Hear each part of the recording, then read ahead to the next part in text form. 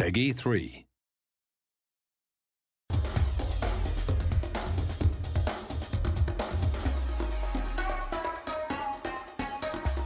think there was a lot of limitations in our old collision system. It was very good, but it didn't allow us to do some things that were quite difficult. So a lot of times in FIFA 11, you'd get a situation where maybe two players are running into one another, and because there's a lot of contacts between those two players, with the old system we had to pick one contact, which meant that we'd get a collision animation that did a great job of showing you that there was a collision, something happened, but maybe didn't take into account every little detail.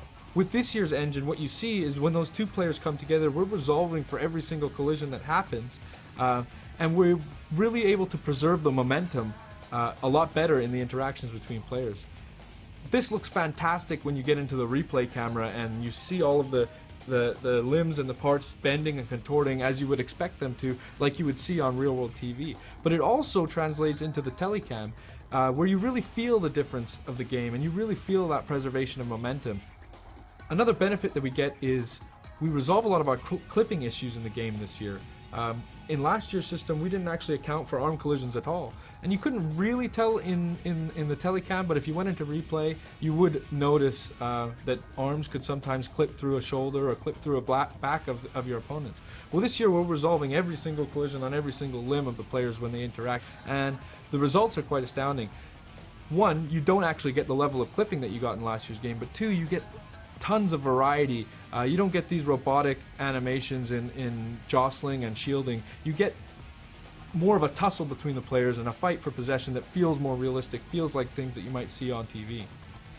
To illustrate the point about the variety we get, I want to talk about contextual dribble turns. And what this is using the left stick, you could beat a player last year by maybe taking just a 45-degree dribble turn. But sometimes when you would do that, maybe you'd knock the ball by him and that player would stick out a leg trying to tackle you or really be in the way of where you're trying to go after the ball has passed him. So when you add this year's engine on top of the contextual dribble turns, what you get is realistic behaviors, realistic things that you would see on television happening in the game.